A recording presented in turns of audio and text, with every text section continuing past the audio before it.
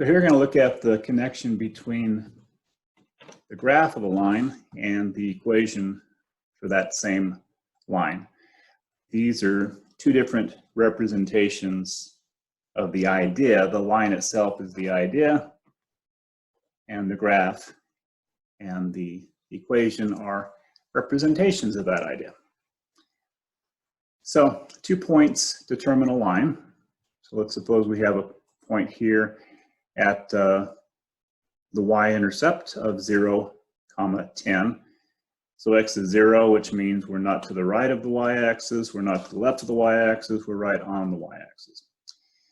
And let's suppose the other point on this line is 3 units to the right and 10 units down. So that would take us to the x-intercept, which is 3, 0. So 2 points determine a line. There are infinitely many curves that pass through the 2 points shown here, A and B. The y-intercept A at 0, 10, the x-intercept B at 3, 0. But of the infinitely many curves that pass through those 2 points, only one of them is a line. And from a philosophical point of view, it's often defined as being the shortest distance between the 2 points. But without getting into the whole notion of distance, we'll just leave it at that. So moving from point A to point B went 3 units to the right and 10 units down. And so the slope of this line is negative because the line is going down from left to right. The line, the graph, the function is decreasing. And so the slope is negative, 3 to the right, 10 down, so negative 10 thirds. Now over here we see an equation for the line which is given in what's called standard form, 10x plus 3y equals 30. And notice here that if x is 0, y has to be 10 to satisfy this equation. On the other hand, if y is 0, x has to be 10 to satisfy this equation. So let's look at the question of how you would find the slope-intercept form of the equation for this particular line. We're going to use the slope-intercept form of the equation line. Remember, the intercept mentioned here is the y-intercept. But nobody wants to call it the slope y-intercept equation for line because that's just too wordy. And most of the time I probably just call it the y equals mx plus b form anyway. Where b is the y-intercept and m is the slope. So we saw before that we have two intercepts here. We have the x-intercept and the y-intercept. The y-intercept was 0, 10.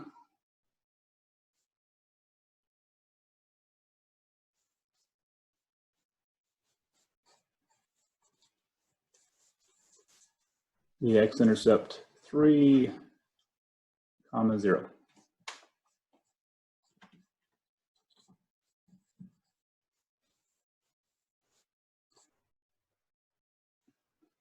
In the slope-intercept form of the equation line, the slope is m.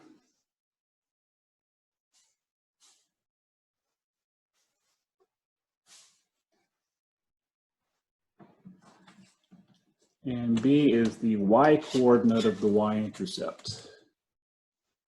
So b is, you can say the y-intercept. Nothing wrong with that. So we're going to know b is 10.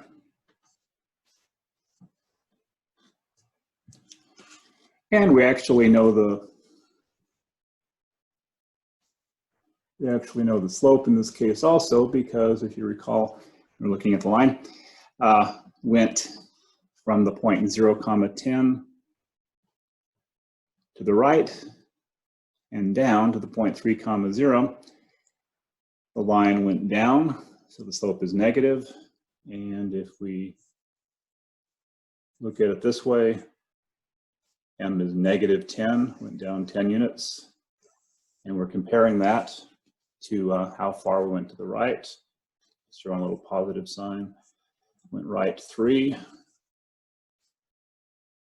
And since positive divided into negative is negative, we'll write that as the negative number, negative 10 thirds.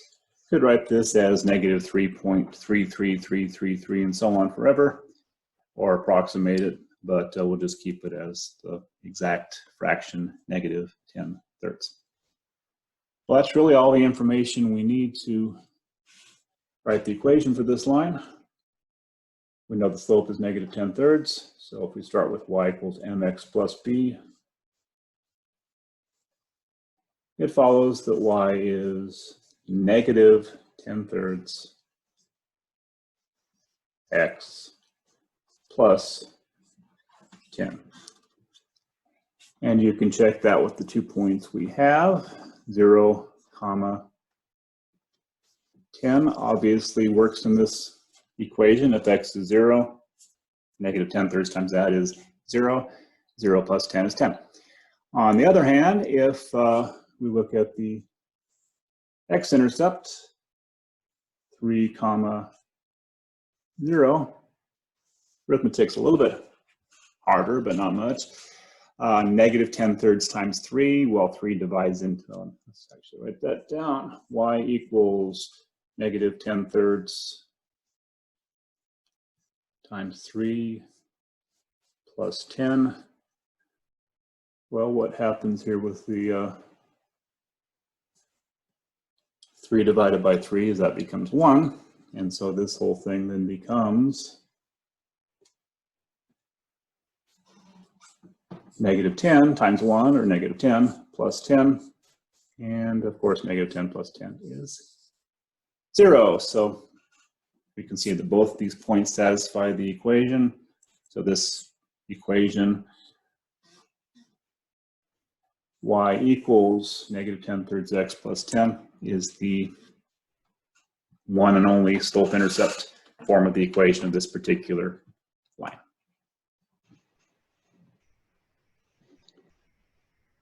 The last example, we actually had the y-intercept given as one of the 2 points, which made the work a little bit easier. If we want to look at a more general situation, let's suppose we just have 2 points. Here, the 2 points, 2, 4, and negative 4, 5.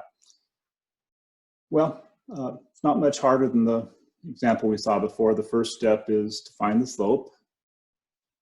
You could calculate this by just sort of counting, looking at the change in y. Y changes from 4 to 5, so it went up by 1. Looks like x went down by 6. But let's actually formalize that with the slope formula. So the slope m is the difference of the y values, so we could go with 5 minus 4 here. Divide that by the difference of the x values that correspond. That would be negative 4 minus 2. 5 minus 4 is 1. Negative 4 minus 2 is negative 6. And so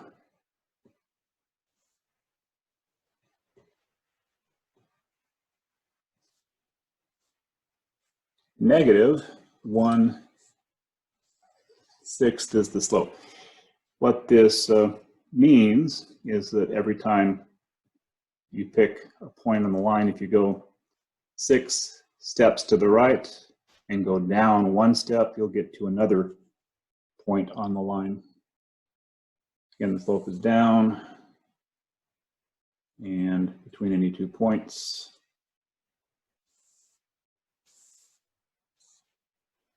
we could say 6 right, 1 down would take us to another point. Essentially, the slope is directions to take you from one point on the line to another point on the line.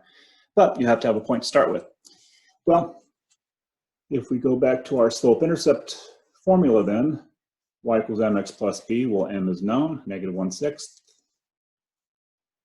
times x plus b. What's not known at this stage is b. However, we do know that when x is 2, y is 4, and so we can go ahead and input that information. Again, y equals negative 1/6 x plus b. We know that y is 4 when x is 2, so negative 1/6 times 2 plus b. The b here is unknown at this stage. The b here is unknown at this stage, but a little bit of calculation. Just for fun, I'm going to go ahead and multiply everything by 6. 6 times 4 is 24. 6 times 1/6 is 1. So we would have negative 1 times 2, or negative 2. And of course, 6 times b is 6b. So if we add 2 to both sides of the equation, we've got 26 equals 6b. Divide by 6. 26 divided by 6 is, so 26 divided by 6, but those are both even. 2 times 13 is 26. 2 times 3 is 6. So 13/3 is our b. So our equation is y equals negative 1/6 x plus 13/3. We can check to see if this is correct by going back, and so we knew from our previous work here that we had negative 4, 5 was one of the 2 points. Could use the 2, 4, but just used that one in finding the y-intercept. So let's go ahead and try the negative 4, 5. So we're checking to see if y is 5 when x is negative 4.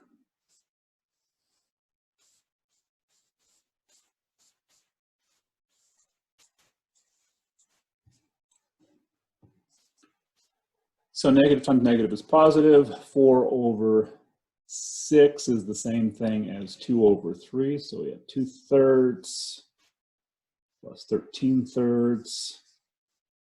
2 plus 13 is 15. So we have 15/3, or sure enough, we have 5. So the equation for our line is the equation we see here. Y equals negative 1/6 x plus 13/3.